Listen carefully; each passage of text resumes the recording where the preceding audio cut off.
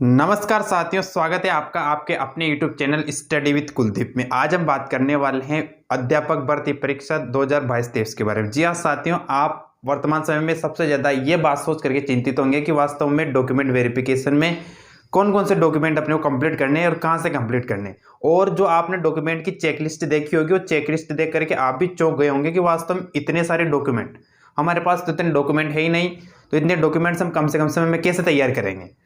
Board ने तो हमें केवल 30 तारीख तक का ही लास्ट समय दिया है, 30 डेट ही लास्ट दी कि 30 जून से पहले पहले आपको डॉक्यूमेंट का ये वेरिफिकेशन अपलोड करवाना है साइट पे जाकर के। तो आप चिंतित होंगे, भागा दौड़ी कर रहे होंगे, लेकिन आपको चिंता नहीं करनी। ये वीडियो में आपके लिए स्पेशली लेकर आया हूँ डॉक्यूमेंट वेरिफिकेशन से संबंधित।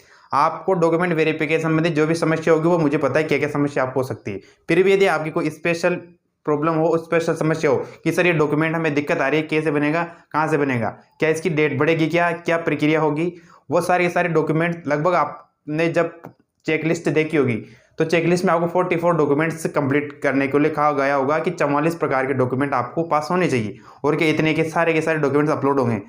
तो सारी की सारी ये वीडियो हमारी डॉक्यूमेंट वेरिफिकेशन के बारे में, जैसे कि आपने थंबनेल में देख लिया होगा और यहाँ आप बोर्ड पे देख रहे होंगे, अध्यापक भर्ती परीक्षा डॉक्यूमेंट वेरिफिकेशन अर्थात दस्तावेज सत्यापन। तो हम एक एक करके, सबसे पहले मैं बता दूं आपको, हम पूरे 44 डॉक्यूमेंट के बारे में चर्चा करेंगे। जो डॉक्यूमेंट आपको समझ में नहीं आए, आपको लगे कि इस डॉक्यूमेंट में हमें और ज़्यादा समझने की आवश्यकता है कि डॉक्यूमेंट वास्तव में क्या कहना चाहता है, तो आप स्पेशली मुझे कमेंट बॉक्स में ये बात बता सकते हैं संख्या डाल करके कि सर 20वें नंबर का, 21वें नंबर का, 22वें नंबर के डॉक्यूमेंट एक बार और समझाइए, इसमें क्या लिखा हुआ है। तो वो सारे के सारे अपन बताने वाले हैं। और फिर भी यदि कई बार होता ये है कि जैसे कि अपन कास्ट सर्टिफिकेट की या फिर डोमिसाइल सर्टिफिकेट की बात करें, मूल निवासी प्रमाण पत्र की, तो होता है कि सर जैसे कि मैंने पहले तो बनवाया नहीं और अब बोर्ड ने तो हमें महीने भर का भी टाइम नहीं दिया कि 30 तारीख के पहले हम कैसे कंप्लीट करेंगे। हमारा जाति प्रमाण पत्र तो बनेगा ही नहीं, आय प्रमाण पत्र तो फिर बन जाएगा, मूल निवासी बनेगा नहीं। तो मैं आपको ये चीज़ बता दूँ, आप इस वैकेंसी में क्वालिफाई हुए हैं, आपने लीगल तरीके से एग्जाम क्वालिफाई किया है, तो निश्चित रूप से आपको उस डॉक्यूमेंट को बनाने का पूर्ण समय दिया जाएगा। भले यदि वर्तमान समय में हो कि 30 तारीख के पहले पहले आपके पास डॉक्यूमेंट की कमी हो, लेकिन जिस समय मूल सत्यापन होगा बाद में, तो उस टाइम आपको डॉक्यूमेंट दिखा सकते हैं, तो ये ज़्यादा इश्यू नहीं होता। बोर्ड आपको पूरा समय देता है कि आप निश्चित रूप से, यदि आपका अभी डॉक्यूमेंट नहीं बनाए तो निश्चित रूप से आप थोड़ा समय के साथ, जब आपको डॉक्यूमेंट कंप्लीट हो तो आप वहाँ पर जमा करें, निश्चित रूप से आपको ज्वाइनिंग दी जाएगी, किसी प्रकार की परेशानी नहीं होती। बोर्ड भी इस चीज़ को समझता है कि 5-7 दिन में बच्चे कहाँ से डॉक्यूमेंट कंप्लीट करेंगे। फिर भी हमारे पास जो चेकलिस्ट है, वो पूरी चेकलिस्ट में आपके सामने लेकर आया हूँ। पूरे 44 डॉक्यूमेंट्स की अपन चर्चा करेंगे, चर्चा स्पीडली करेंगे, ठीक है साथियों। तो चलिए बिना देरी की वीडियो को स्टार्ट करते हैं। आप बिना स्किप के वीडियो को एंड तक जरूर देखें, और यदि आप हमारे इस यूट्यूब चैनल पर नए हैं तो चैनल को सब्सक्राइब कीजिए और बेल आइकन को प्रेस कर दीजिए। ये चैनल आपको रीट के एंड समय तक, ज्वाइनिंग के टाइम तक हर प्रकार की सुविधा मुहैया कराता रहेगा। जो भी आपकी समस्या होगी निश्चित रूप से आप कमेंट बॉक्स में मुझसे पूछ सकते हैं, हर प्रकार की जानकारी मैं आपके साथ साझा करूँगा, ठीक है साथियों। तो चलिए वीडियो को शुरू करते हैं। सबसे पहले मैं आपको बता दूं, मैं खुद पूरे डॉक्यूमेंट की जो चेकलिस्ट थी वो निकलवा के लाया हूं। इसमें आपको ये करना है कि आपको कई बार ऐसा लगेगा सर आप कौन सा डॉक्यूमेंट समझा रहे हो, हमें पता ही नहीं है, आपको स्क्रीन रिकॉर्डिंग करके वीडियो बनानी चाहिए। तो मैं आपको बता दूं कि यदि आपके पास भी चेकलिस्ट होगी और यदि नहीं भी है तो आपको ये पता चल जाएगा। जैसे मैं बताऊँगा, एक first document, second document, third document, तो आप पेन और कॉपी लेके बैठे हो, तुरंत लिख ले कि ये डॉक्यूमेंट कंप्लीट है, डॉक्यूमेंट कंप्लीट है, डॉक्यूमेंट कंप्लीट है, ठीक है। और यदि चाहे तो आप चेकलिस्ट लेके समझ सकते हैं, आप आसानी समझ जाएंगे। और जैसे मैं डॉक्यूमेंट की चर्चा करूंगा तो आपका माइंड आपको अपने आप ही चीज़ बताती है कि हाँ ये डॉक्यूमेंट मेरा कंप्लीट है, हाँ ये डॉक्यूमेंट कंप्लीट है। और जो आपको लगे कि ये डॉक्यूमेंट मेरा नहीं है, तो इसी डॉक्यूमेंट को उसी समय आप लिख लें। और फिर भी यदि आपको समझने में कोई दिक्कत आती है तो निश्चित रूप से आप कमेंट बॉक्स में मुझसे पूछ सकते हैं, मैं वहाँ आपको जवाब संतोष तरीके से अच्छे से देने की कोशिश करूंगा। और आवश्यकता हुई तो एक वीडियो और बनाने की कोई भी कोशिश करूंगे। तो सबसे पहले अपन चेकलिस्ट भाग प्रथम की बात कर लेते हैं। तो आपने सबसे पहले ऊपर देखा होगा, दस्तावेज सत्यापन जिला, जिस भी जिले से आप हो, चाहे जयपुर, दौसा, बूंदी, कोटा, बारां, झालावाड़, जो भी आपको जिला हो, जिला भरना है। अभ्यर्थी के रोल नंबर, आपके रोल नंबर आपको पता होंगे, रोल नंबर भरने होते हैं। उसके बाद में आवेदन क्रमांक, जो आपने आवेदन किया होगा रीट में, तो उसके आवेदन क्रमांक जो संख्या होती है वो भरनी रहती है। उसके बाद अभ्यर्थी का नाम भरना रहता है, माताजी का नाम, ठीक है, पिताजी का नाम, आधार संख्या, जन्म तिथि, ये तो बिल्कुल नॉर्मल सी बातें हैं, ठीक है ना। और उसके बाद अपन तो दस्तावेज की बात करते हैं कि वास्तव में दस्तावेज कितने होंगे, तो एक एक करके बात करेंगे। सबसे पहले अपन बात करते हैं, नंबर 1 पे डॉक्यूमेंट लिखा हुआ है ऑनलाइन आवेदन की प्रति, अर्थात जिस समय आपने आवेदन किया था ऑनलाइन तो उसकी मूल प्रति होगी। तो वो आपको कंप्लीट रखनी है। और सबसे पहले मैं बता दूं, लगभग सबके आपको 2 सेट बनाने हैं, ठीक है। सबकी जेरोक्स कराएंगे तो आप 2 जेरोक्स करवाएंगे, 2 सेट आप कंप्लीट करके रखेंगे, ठीक है। तो ऑनलाइन आवेदन की प्रति जो आपके पास होती है, इसको आपको टेंशन नहीं लेनी, सबके पास है। उसका दूसरा है विस्तृत आवेदन की प्रति, अर्थात जो आपने पूरा आवेदन किया था उसके 2 फॉर्म 3 फॉर्म जितने भी फॉर्म थे उस तीनों के तीनों आपके पास होने चाहिए। उसके बाद आधार कार्ड और जन आधार कार्ड, दोनों में से एक या दोनों, तो दोनों आपके पास होते हैं। ये भी आपको ज़्यादा ध्यान देने की आवश्यकता नहीं, जन आधार कार्ड से पास होते हैं। तीसरे डॉक्यूमेंट है। उसके बाद में चौथा डॉक्यूमेंट है माध्यमिक परीक्षा की अंक तालिका और प्रमाण पत्र, अर्थात 10वीं की मार्कशीट, 10वीं मार्कशीट उसके पास होती है, उसकी भी चिंता नहीं करनी, आप सबकी कंप्लीट है, ठीक है। उसके बाद उच्च माध्यमिक परीक्षा अर्थात 12वीं की, तो 12वीं की मार्कशीट सबके पास होती है, तो उसकी भी आपको ज़्यादा चिंता नहीं करनी, अर्थात 12वीं की सबके पास कंप्लीट है। उसके बाद में छठा डॉक्यूमेंट है उच्च माध्यमिक की, वो जो उच्च माध्यमिक था ना 12वीं, उसी की आपको पूर्णांक प्राप्तांक प्रतिशत, अर्थात कितने में से नंबर आए, पूर्णांक कितने, प्राप्तांक कितने और प्रतिशत कितनी, वो आपको फिल करनी होती, तो वो भी पता होती। उसके बाद स्नातक की बात कर लेते हैं। 7वां डॉक्यूमेंट है स्नातक। स्नातक मतलब बीए, बीएससी, बीकॉम जो भी आपने किया हो, उसकी तीनों ईयर की मार्कशीट और साथ में डिग्री, जो 2 ईयर की डिग्री आती है, 2 साल बाद डिग्री आती है, वो डिग्री आपको कंप्लीट कर रखनी है। आप कॉलेज में जाएंगे तो निश्चित रूप से आपको डिग्री दे देंगे। उसके बाद में 8वां नंबर का डॉक्यूमेंट है स्नातक, अर्थात स्नातक वही बीए, तो उसमें आपको पूर्णांक प्राप्तांक प्रतिशत, अर्थात फाइनल ईयर में आप पहुंचे होंगे, तो जब आपको पता चलेगा 1800 में आपके कितने नंबर आए, 900 आए, 1000 आए, 1200 आए, तो वो भरने होते हैं। और बी में आपके परसेंट कितने बनी, 55 बनी, 50 बनी, 70 बनी, 85 बनी, जो भी परसेंट बनी वो परसेंट बननी होती है। तो पूरे 8 डॉक्यूमेंट के अपन ने चर्चा कर ली, लेकिन आशा करते हैं 8 के 8 डॉक्यूमेंट आपको कंप्लीट हुए होंगे।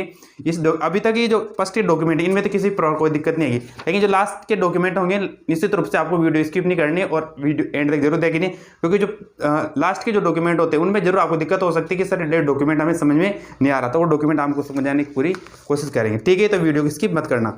उसके बाद में स्नातक में ऐच्छिक विषय, अर्थात स्नातक आपने जो किए बीए या बीएससी आपने किए, तो उसमें आपके सब्जेक्ट क्या कहते हैं। जैसे कई साथी आपने जो फॉर्म फिल किया होगा, मान लीजिए वहाँ आपने सोचा कि पता थोड़ी चलेगा, अपन तो इंग्लिश भर देते हैं, उर्दू भर देते हैं, तो ऐसा कुछ भी नहीं होता। आपने जो स्नातक में सब्जेक्ट रखे वो आपको यहाँ भरने होंगे। 3 कॉलम दे रखे हैं, तीनों कॉलम में आपको वो तीनों सब्जेक्ट भरने होंगे कि आपकी ज्योग्राफी, हिस्ट्री, इंग्लिश है, जो भी है, ठीक है। 9वां नंबर का डॉक्यूमेंट था, बीए के सब्जेक्ट आपको पढ़ने हैं, ठीक है ना, सही सही। उसके बाद में 10वां नंबर का डॉक्यूमेंट है स्नातकोत्तर के समकक्ष सेमेस्टर अंक तालिका या उपाधि प्रमाण पत्र, अर्थात स्नातक मतलब तो ग्रेजुएशन और स्नातकोत्तर मतलब एमए, अगर था आपने एमए वगैरह की तो उसकी आपको मार्कशीट देनी होती है, ठीक है। उसके बाद वो स्नातकोत्तर की पूर्णांक प्राप्तांक और प्रतिशत वो देना होता है 11 नंबर के डॉक्यूमेंट। तो वो 10वां 11वां लगभग एक ही, उसमें तो लिखा हुआ और नीचे लिखा हुआ है कि आपको इसकी परसेंटेज लिखनी है। उसके बाद में 12वां डॉक्यूमेंट है अध्यापक लेवल प्रथम सामान्य शिक्षा के पद के लिए, अर्थात आपने अध्यापक लेवल प्रथम के लिए डीएलएड किया है तो डीएलएड की मार्कशीट है, ठीक है ना। उसके बाद अध्यापक पात्रता परीक्षा 2021-22 की प्रमाण की 100%, अर्थात रीट जो पात्रता का एग्जाम हुआ था, रीट पात्रता, तो रीट पात्रता का जो एग्जाम हुआ था तो उसकी आपको प्रमाणित प्रति भी देनी है। तो रीट का पात्रता का प्रमाण पत्र आपके पास होना चाहिए, आपने घुमाया तो नहीं कहीं, ठीक है। एक वो रखना है आपको डॉक्यूमेंट, रीट की पात्रता का प्रमाण पत्र। ये 13 डॉक्यूमेंट की अपन चर्चा कर रहे हैं। उसके बाद में 14वां हमारा डॉक्यूमेंट रहेगा राजस्थान अध्यापक पात्रता परीक्षा लेवल प्रथम, ठीक है ना, अर्थात लेवल 1 और लेवल 2 दोनों के लिए यह होगा, अर्थात जो आपने पात्रता का पेपर दिया था लेवल 1 वालों के लिए, लेवल 2 वालों के, दोनों के लिए। 15 नंबर का डॉक्यूमेंट है राजस्थान अध्यापक पात्रता परीक्षा लेवल 1 और द्वितीय के प्राप्त और प्रतिशत, अर्थात आपने कितने नंबर प्राप्त किए, आपके पात्रता में कितने नंबर आए थे, वह नंबर भी आपको बताने होंगे। ये 15 नंबर का डॉक्यूमेंट। उसके बाद में 16 नंबर की अपन बात करें तो राजस्थान अध्यापक पात्रता परीक्षा लेवल द्वितीय के विषय, अर्थात आपने प्रथम लैंग्वेज कौन सी चूज की थी और सेकंड लैंग्वेज कौन सी चूज की थी, तो उसके बारे में होने वाला है 16 डॉक्यूमेंट। अर्थात कहीं ना कहीं डॉक्यूमेंट तो वो एक ही है, लेकिन उसमें बता रखा है क्या क्या क्या चीज़ आपको शो करनी है, ठीक है ना, वो चीज़ें।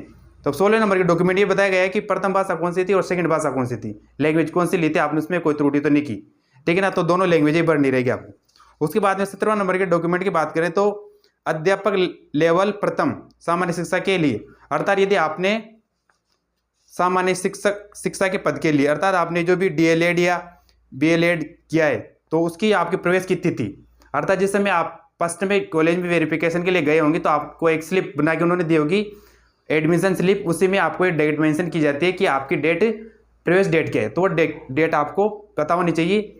वो डेट आप अपनी मर्जी नहीं कह सकते, आपको जो स्लिप दी जाएगी वो स्लिप ही आपकी लगभग अपलोड होगी, तो वो चीज़ ध्यान रखनी है। बीएड वालों के लिए बीएड की और बीएसटीसी वालों के लिए बीएसटीसी की। उसके बाद में 18वें नंबर की डॉक्यूमेंट के ऊपर चर्चा करें तो अध्यापक लेवल प्रथम विशेष शिक्षा के लिए, अर्थात यदि आपने स्पेशल एजुकेशन लिए, स्पेशल बीएड स्पेशल बीएसटीसी किए तो उसके लिए आपको कंप्लीट, उसकी मार्कशीट कंप्लीट रखनी है। उसके बाद में 19वें नंबर का डॉक्यूमेंट है अध्यापक लेवल प्रथम विशेष शिक्षा के पद, अर्थात वही बात आ गई फर्स्ट लेवल सेकंड लेवल दोनों में जो आपने स्पेशल एजुकेशन लिए तो स्पेशल एजुकेशन के बारे में उसकी प्रवेश तिथि, ठीक है ना। जो सामान्य बीएड की है तो उसकी प्रवेश तिथि, जिन्होंने स्पेशल बीएड की तो उसकी प्रवेश तिथि, तो उनके लिए ये चीज़। अध्यापक लेवल द्वितीय सामान्य शिक्षा के लिए डीएलएड बीएलएड एमएड ये सब चीज़ें, ठीक है। उसके बाद में 21वां नंबर का डॉक्यूमेंट है एमएड में प्रवेश तिथि, अर्थात यदि आपने एमएड वगैरह किया है जो बीएड के बाद होता है तो उसकी प्रवेश तिथि भी आपको दिखानी होगी। ये हो गया हमारा 21वें नंबर का डॉक्यूमेंट। 22वें नंबर के डॉक्यूमेंट की बात कर लेते हैं।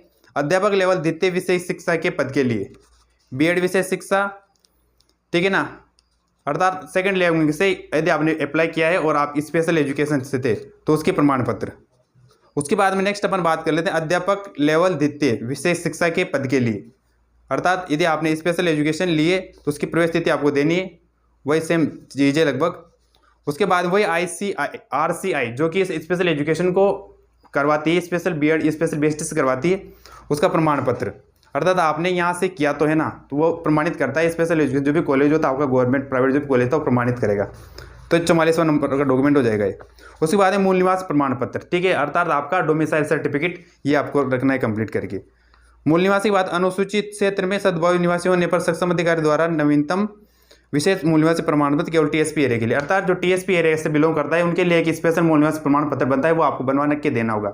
जो भी टीएसपी एरिया से बिलोंग करता है उनके लिए ही, बाकी जो अपन नॉन टीएसपी किए होते स्टूडेंट उनके लिए तो एक ही मूल निवासी प्रमाण पत्र रहता है और वही चलता है, उनको बार बार रिन्यू करवाना नहीं पड़ता। उसके बाद में आर्थिक रूप से कमजोर वर्ग के अभ्यर्थियों को नियमानुसार सक्षम अधिकारी द्वारा पत्र, अर्थात इनकम सर्टिफिकेट, आपको इनकम सर्टिफिकेट बना के देना होगा और नवीनतम होना चाहिए इनकम सर्टिफिकेट, आप समझ गए। उसके बाद में जाति प्रमाण पत्र 28वां नंबर का डॉक्यूमेंट है जाति प्रमाण पत्र, और ये जाति प्रमाण पत्र उनके लिए नवीनतम होना चाहिए जो कि एसबीसी और एमबीसी स्पेशल बैकवर्ड क्लास और मोस्ट बैकवर्ड क्लास से बिलोंग करते हैं, उनके लिए नवीनतम जाति प्रमाण पत्र होना चाहिए। 29वें नंबर के डॉक्यूमेंट की चर्चा करें तो आरक्षित वर्ग के अभ्यर्थियों के पास आवेदन की अंतिम तिथि के पश्चात का जाति प्रमाण पत्र, अर्थात जो आरक्षित वर्ग के लोग हैं उनके बाद ये है कि जैसे कि जिस समय आपने रीड में आवेदन किया था तो उसके पहले की डेट का आपके पास जाति प्रमाण पत्र होना चाहिए, बाद का नहीं होना चाहिए। इस चीज़ का आपको शपथ पत्र देना होगा, ठीक है ना। उसके बाद में नेक्स्ट अपन चर्चा करते हैं आरक्षित वर्ग के सभी अभ्यर्थी स्वघोषणा स्वयं एवं राजस्थान के मूल निवासी हैं, अर्थात राजस्थान के मूल निवासी होने का आरक्षण प्रमाण पत्र आपको स्वघोषणा करनी पड़ेगी, हाँ कि हम राजस्थान के मूल निवासी हैं। उसके बाद में अपन बात करते हैं 31वां डॉक्यूमेंट विधवा की स्थिति में स्वयं की घोषणा पत्र और पति की मृत्यु के प्रमाण पत्र की प्रमाणित प्रति, अर्थात मैं आपको बताऊं यदि कोई महिला विधवा है और उसने विधवा कैटेगरी से आवेदन किया है तो विधवा होने की स्थिति में उसको पति का मृत्यु प्रमाण पत्र देना होगा और साथ में ये शपथ भी करनी होगी, शपथ पत्र बनना होगा कि अभी तक उसने पुनर्विवाह नहीं किया है, दोनों चीजें उसको ध्यान रखनी है, ठीक है ना। ये 31वां नंबर के डॉक्यूमेंट के अपन ने चर्चा कर ली। 32वां नंबर का डॉक्यूमेंट है परित्यक्ता से संबंधित, मैं आपको बिना पढ़े समझा दूं। परित्यक्ता अर्थात जिसको छोड़ा हुआ है तो उसको क्या करना है, विवाह विच्छेद की डिग्री प्रमाण पत्र और पुनर्विवाह नहीं करने के संबंध, अर्थात ये जो कोर्ट ने उसको दिया है, कोर्ट के द्वारा जो आदेश आया है कि भाई इनका विवाह विच्छेद हुआ है परित्यक्ता ये और इसने पुनर्विवाह भी नहीं किया है तो वो घोषणा पत्र करना देना होगा उसको कि हमने पुनर्विवाह नहीं किया है और एक कोर्ट के द्वारा हमारा आदेश है कि इनका डिवोर्स हुआ है। उसके बाद में 32 के बाद में अपन बात कर लेते हैं अगला 33वां नंबर का डॉक्यूमेंट, ठीक है ना, संतान संबंधी घोषणा पत्र, अर्थात यदि आप विवाहित हैं तो आपका संतान संबंधी घोषणा पत्र आपको देना होगा कि हमारे 1 या 2 संतान है और 2 से अधिक संतान भी नहीं होनी चाहिए। विवाह होने पर दहेज नहीं लेने संबंधी घोषणा पत्र, अर्थात यदि आपका विवाह नहीं हुआ है और जब आप विवाह करेंगे अब जॉब लगने के बाद तो आप दहेज नहीं लेंगे, ये आपको घोषणा करनी होगी, घोषणा पत्र देना होगा। उसके बाद में 35वां नंबर का डॉक्यूमेंट है भूतपूर्व सैनिक होने पर प्राधिकारी द्वारा अनापत्ति प्रमाण पत्र, अर्थात यदि आप भूतपूर्व सैनिक हैं, आप वहाँ सेवानिवृत्त हैं तो आप जिस डिपार्टमेंट से सेवानिवृत्त है तो उनका एक अनापत्ति प्रमाण पत्र होता है जिसमें लिखा हुआ होता है कि हमें कोई आपत्ति नहीं है, इनका कैरेक्टर बहुत अच्छा रहा है और ये यहाँ पर टीचर वगैरह बनना चाहते हैं, तो उसका ये अनापत्ति प्रमाण पत्र होता है। उसके बाद भूतपूर्व सैनिक श्रेणी में पूरी राजकीय नियुक्ता नहीं होने के संबंध में घोषणा पत्र, अर्थात यदि आप भूतपूर्व सैनिक हैं लेकिन आपने कोई दूसरी जॉब नहीं की, सीधा आप टीचर ही बनना चाहते हैं तो ये भी घोषणा पत्र देना होगा कि हम रिजाइन के बाद में या फिर सेवानिवृत्ति के बाद में सीधे आए और अब टीचर ही बनना चाहते हैं। इसका भी घोषणा मतलब ज़्यादातर घोषणा पत्र देने, क्योंकि अपने वहाँ तो डीट भर दिया, अपने वहाँ तो क्लिक कर दिया हाँ हम भूतपूर्व सैनिक हम ये वो है, तो लेकिन वो हैं इस चीज़ का वेरीफाई करना होगा गवर्नमेंट को, इसलिए आपको घोषणा पत्र। उसके बाद है कि उत्कृष्ट खिलाड़ी होने पर नियमानुसार सक्षम स्तर का खेल प्रमाण पत्र, अर्थात आपने कह दिया मैं राज्य स्तर या फिर राष्ट्रीय स्तर पर खेला हुआ हूँ तो ऐसे उसमें भरने से थोड़ी काम चलेगा, आपको प्रमाणित करना होगा, आपको प्रमाण पत्र देना होगा कि देखिए हम राज्य स्तर पे या राष्ट्रीय स्तर पे खेले हुए हैं, तो वो प्रमाण पत्र आपको देने होंगे। उसके बाद में 38वां नंबर के डॉक्यूमेंट की अपन चर्चा करते हैं। तो ये दिव्यांग श्रेणी होने पर राजस्थान के मेडिकल बोर्ड द्वारा प्रदत्त निःशक्तता प्रमाण पत्र, अर्थात आपने कह दिया भाई हम तो विकलांग कैटेगरी से आपने आवेदन किया है, तो जो नियम है, नियम 2018 के अनुसार मेडिकल बोर्ड द्वारा प्रदत्त निःशक्तता का प्रमाण पत्र, अर्थात आपको मेडिकल के द्वारा जो डॉक्टर के द्वारा वेरीफाई होता है, हाँ भाई ये विकलांग है, और इनका जो प्रमाण पत्र है वो आपको देना पड़ेगा। उसके बाद में अपराधी से संबंधित, अर्थात आपके खिलाफ कोई FIR नहीं है, ऐसा आपको 100 प्रमाणित प्रति देनी होगी, घोषणा करनी होगी। तो कोई आपके प्रति FIR वगैरह नहीं है, इसका भी घोषणा पत्र देना होगा। उसके बाद में 40वां नंबर का डॉक्यूमेंट है राजकीय सेवा उपक्रम में कार्यरत होने पर नियुक्त अधिकारी द्वारा अनापत्ति प्रमाण पत्र। ठीक है, मैं आपको समझाने की कोशिश करता हूँ। कार्यरत होने पर नियुक्त अधिकारी द्वारा जारी अनापत्ति प्रमाण पत्र, अर्थात मान लीजिए आप पहले से किसी सर्विस में, तो सर्विस में है तो जिस डिपार्टमेंट में सर्विस में, वहाँ से आपको अनापत्ति प्रमाण पत्र बना के दिया जाएगा कि उनको कोई आपत्ति नहीं, आप यहाँ से रिजाइन देकर के यहाँ पर ज्वाइनिंग ले सकते हैं, तो एक अनापत्ति प्रमाण पत्र भी बनता है। उसके बाद में थर्ड लास्ट डॉक्यूमेंट है 42 नंबर का, यह आय सर्टिफिकेट ही यदि आपके 2.5 लाख से कम आए हैं, आपने फॉर्म भरते टाइम क्लिक किया है कि हमारे 2.5 लाख से कम आए, तो निश्चित रूप से आपको आय प्रमाण पत्र कंप्लीट करके रखना है। ठीक है, और 2.5 लाख से कम वालों को। उसके बाद में 43वां डॉक्यूमेंट है शैक्षिक एवं प्रशैक्षिक योग्यता के संबंध में सब घोषणा। ठीक है ना, अर्थात यदि आपने कोई शैक्षिक और प्रशैक्षिक योग्यता आपके पास है तो उसकी सब घोषणा करनी होगी, हमने ये स्पेशल हमारे पास योग्यता है। उसके बाद में लास्ट डॉक्यूमेंट है अभ्यर्थी के अंतिम शिक्षण संस्थान द्वारा प्रदत्त चरित्र प्रमाण पत्र, अर्थात यदि आप फाइनली सबसे लास्ट में एजुकेशन लिए बीएड की, तो बीएड की एजुकेशन लेने के बाद में आपको एक चरित्र प्रमाण पत्र दिया होगा और एक TC दी हुई होगी। तो लास्ट जिस शिक्षण संस्थान से आपने अपना फाइनल एजुकेशन प्राप्त किया है, तो वहाँ का चरित्र प्रमाण पत्र और TC आपको वहीं से मिलती है, तो चरित्र प्रमाण पत्र आपके पास होना चाहिए। तो साथ ही ये थे पूरे 44 डॉक्यूमेंट, हमने पूरे 44 डॉक्यूमेंटों की चर्चा करने की कोशिश की। आशा करते हैं आपको पूरे 44 डॉक्यूमेंट और आपके पास ये डॉक्यूमेंट कंप्लीट भी होंगे, ऐसे में आपसे आशा, यदि आपको लगता है कि सर 30वां 32वां 35वां ये डॉक्यूमेंट हमें एक बार और समझने की आवश्यकता है, मैं समझ सकता हूं कि थोड़ा स्पीड में मैंने बताने की कोशिश की कि ताकि वीडियो ज़्यादा लंबी नहीं हो, तो निश्चित रूप से आप कमेंट बॉक्स में ये पूछ सकते हैं कि सर इस 37वां नंबर का डॉक्यूमेंट 35वां नंबर का डॉक्यूमेंट ये एक बार और समझाने की कोशिश करें। मैं निश्चित रूप से आपको कमेंट बॉक्स में समझाने की कोशिश करूँगा और आपको पूरा समझ में भी आएगा। ठीक है साथियों, ये इतनी पूरी चीज़ें, तो आपको हड़बड़ाहट नहीं करनी डॉक्यूमेंट वेरिफिकेशन के लिए। पूरे 44 डॉक्यूमेंट है, लेकिन इसमें 44 में ऐसे मोस्टली तो आपको पता चलेगा कि 20-22 डॉक्यूमेंट ही बनते हैं, बाकी अधिकतर सारी डिटेल है इसमें।